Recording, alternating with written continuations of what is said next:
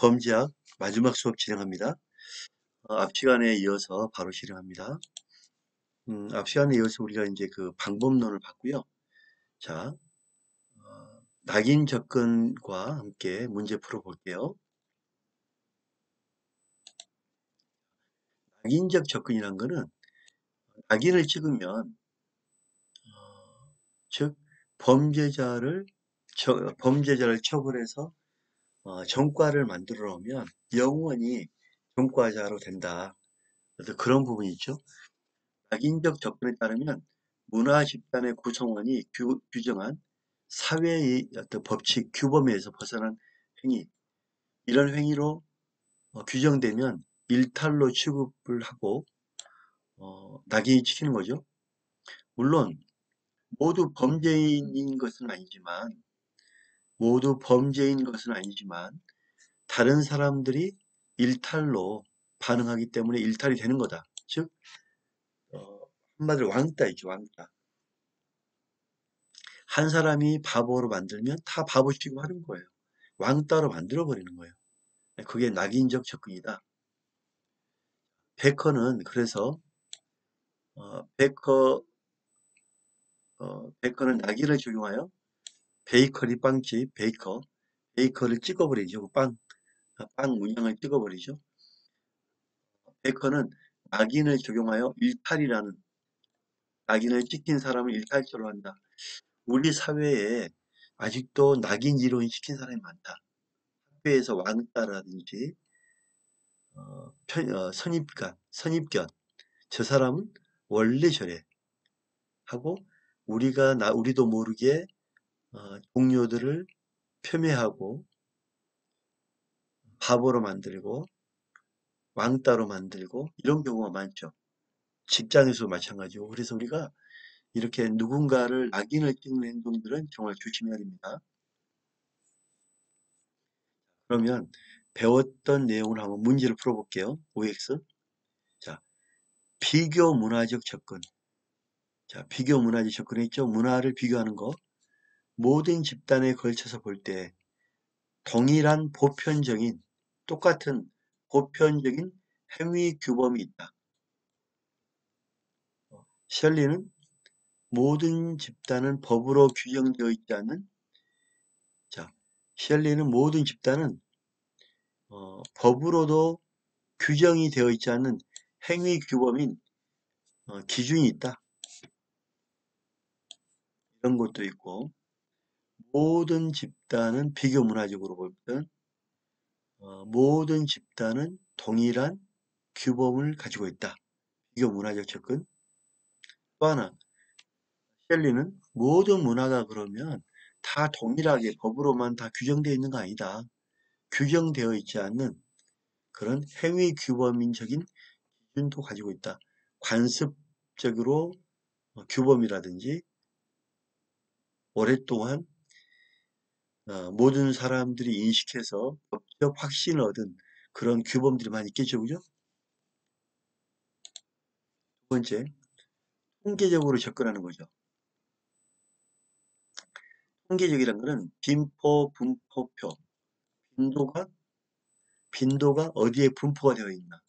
빈도, 분포표에 따라 행동 행위의 다수 빈도는 많은 사람이 하는 거는 정상적인 행동이고 소수가 하는 사람들, 소수 빈도는 어떻다?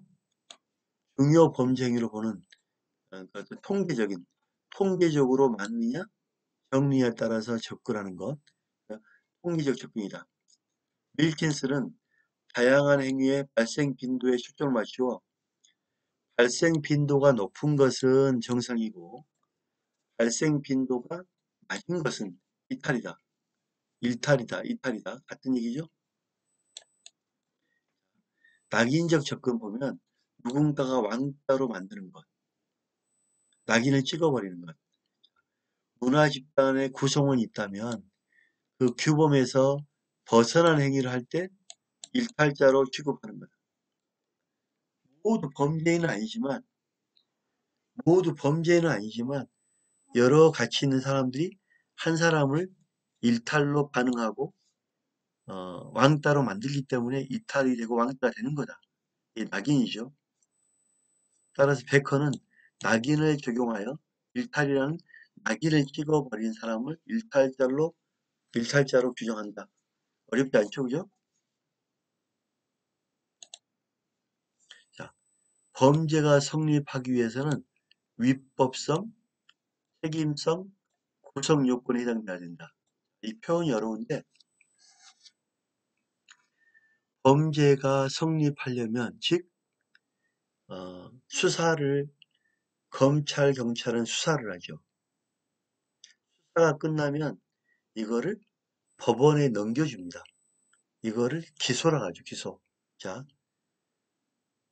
손가락을 중심으로 왼쪽은 수사, 법원으로 넘어가는 건 공판 절차라고 합니다. 자, 이렇게 처벌하기 위해서는 법에 위반해야 됩니다. 그걸 위법성이랍니다. 법에 위반한다. 위법성. 그 다음에 책임을 질 줄 알아야 돼요.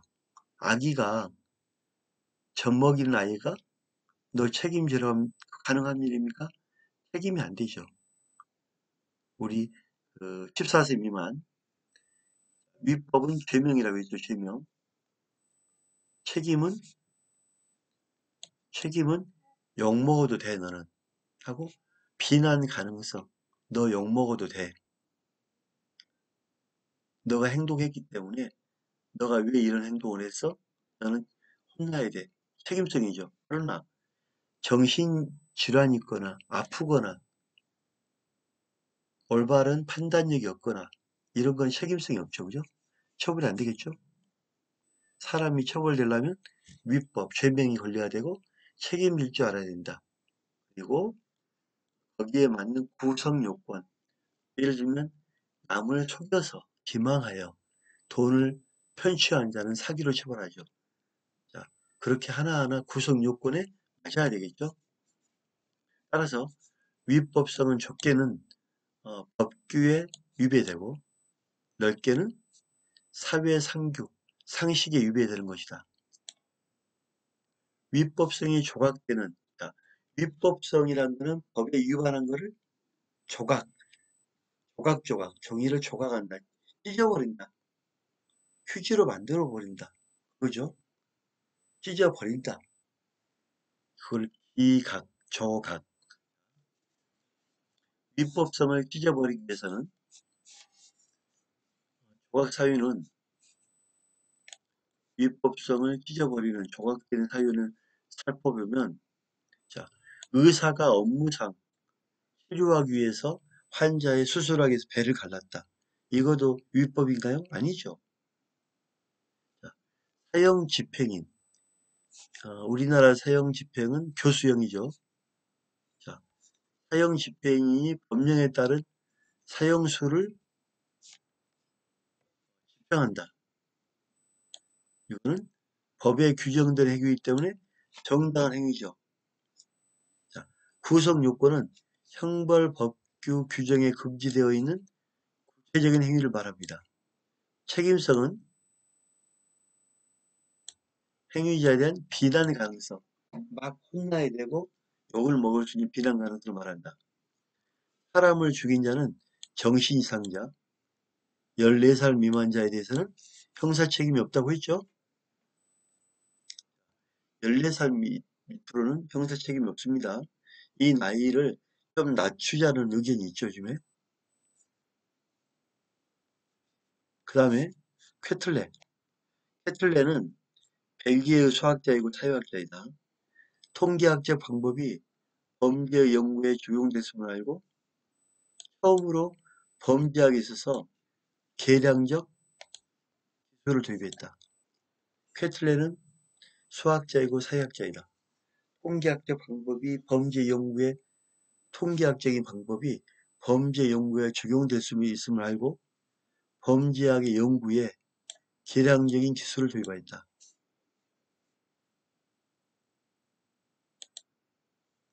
자, 설문조사 연구는 특정한 유사한 특성을 공유하는 전체 집단을 대표할 수 있는 제한된 수의 연구 대상을 선택하는 표집, 샘플링이죠. 샘플링을 대표할 수 있는 샘플링을 선별해서 한다겠죠.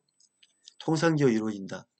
많은 수의 실험 대상을 할 수 있으며 사람들에게 범죄와 피해, 경험, 태도, 믿음, 가치, 특성을 묻는 형태로 설문조사하겠죠. 사람들에게 범죄를 어떻게 당했나, 피해를 당했나, 경험이 있는지, 어떤 태도인지, 어떤 믿음을 가지고 있는지, 어떤 가치가 있는지, 어떤 특성을 가지고 있는지 물어보는 거죠. 다음은 집단조사입니다. 쌍둥이들 연구하거나 가게의 그 홍길동의 집안을 3대에 걸쳐서 연구하는 방법이겠죠. 집단조사는 표본의 대표성, 신뢰 가능성 등 방법상의 문제가 있다. 표본이 된 범죄자 집단의 경향만 파악할 수 있을 뿐 가정에 일치하는 별개의 문제, 가정에 일치하는 것은 별개의 문제가 될 수 있다.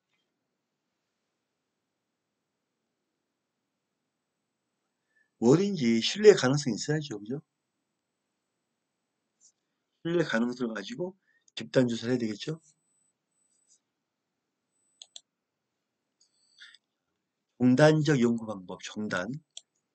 어떤 현상의 변화를 측정하여 분석할 때 여러 시간에 걸쳐서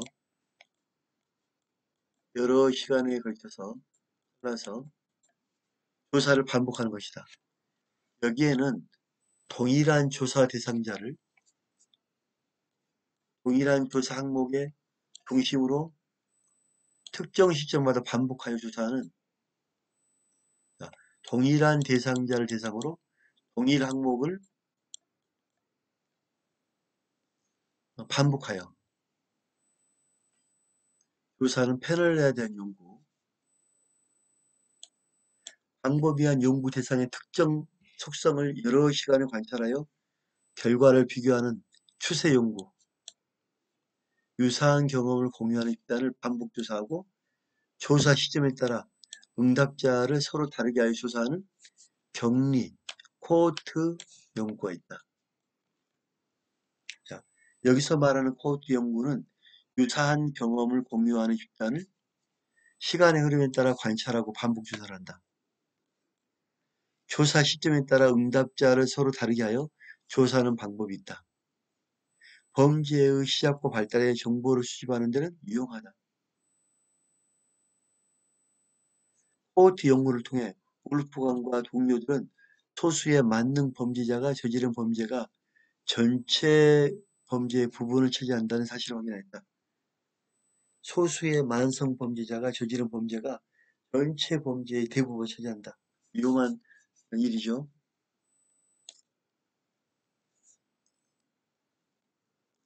실험 연구는 조사 대상자를 선정하고 통계 집단과 비교 집단을 구성합니다.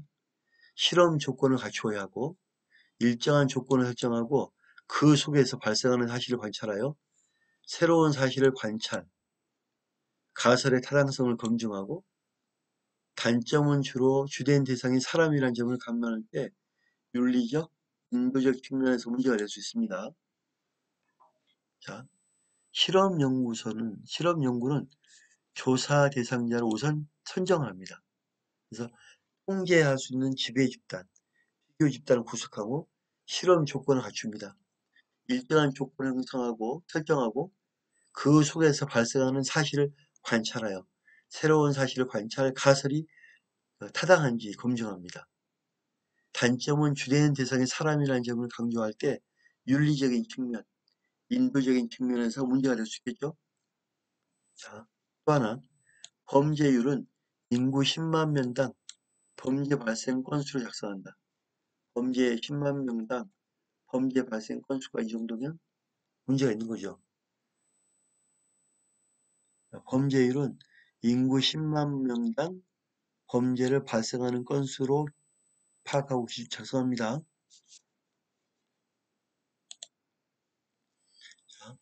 범죄 피해자 조사는 범죄 피해자의 특성을 파악하고 직접 피해당한 사실을 정확하게 파악하는 가능하다.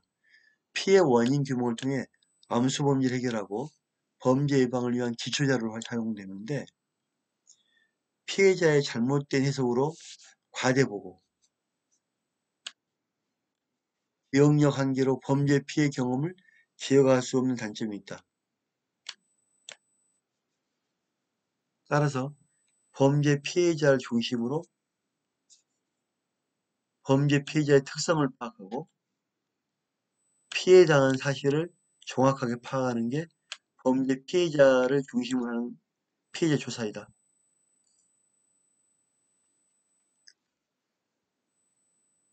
그러니까 모든 조사는 완벽할 수가 없어요.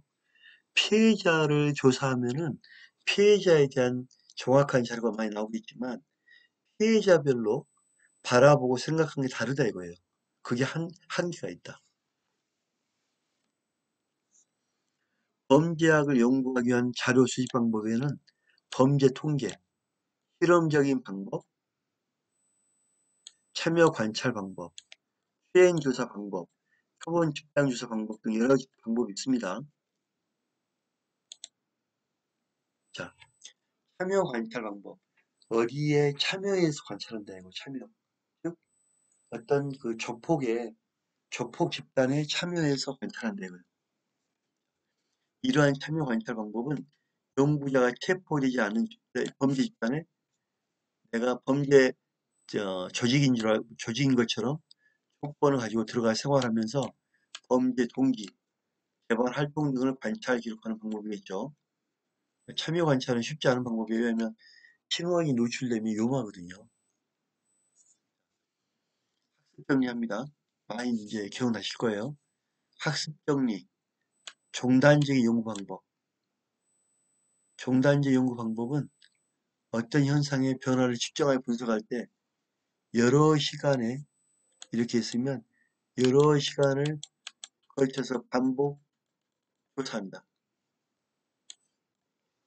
여기서는 동일한 주사와 대상자를 동일한 항목을 중심으로 특정 시점마다 반복하여 조사하는 패널 연구가 있고 광범위한 연구 대상의 특정 속성을 여러 시간에 관찰하고 특정한 속성을 여러 시간에 관찰하고 결과를 비교하는 추세 연구가 있다. 유사한 경험을 공유하는 집단을 반복 조사하고 조사 시점에 따라 응답자를 서로 다르게 하여 조사하는 코호트 연구가 있다. 격리적 연구, 집단 격리 연구가 있죠.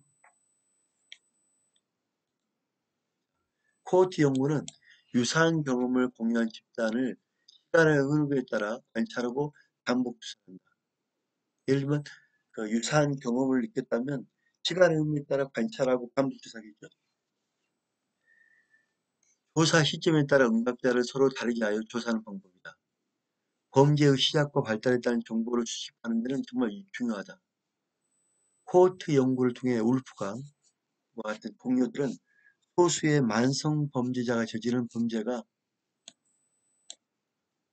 전체 범죄의 대부분을 차지한다는 사실을 확인했다. 소수의 만성 범죄자가 저지른 범죄가 전체 범죄의 대부분을 차지한다. 코호트 연구, 비교 문화재 연구. 비교 문화재 연구는 모든 집단을 걸쳐서 볼 때 동일한 보편적인 행위 규범이 있다. 셀리는 모든 집단은 법으로 규정되어 있지 않은 행위 규범인 기준을 가지고 있다고 강조했다. 다시 한번 읽습니다. 셀리는 모든 집단은 법으로 움직이지만 법으로 움직일 수 없는 규정되어 있지 않는 행위 규범인 기준이 있다. 그래서 코호트 연구, 비교 문화재 연구가 있다. 꼭 기억해 바랍니다. 통계적 접근이 있다. 통계적 접근에 따르면 빈법, 분법표에 따라 행동행위의 다수 빈도는 옳은 것이다. 소수 빈도가 있죠.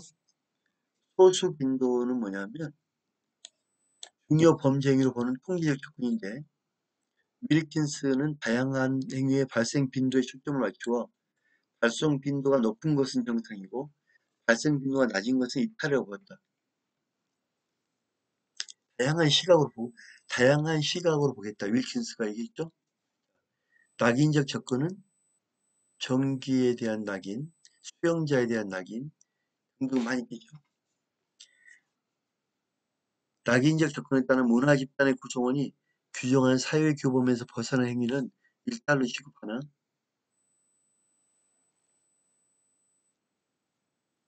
모두 범죄인 건 아니다. 따라서 다른 사람들이 일탈로 반응하기 때문에 일탈이 되는 것이다.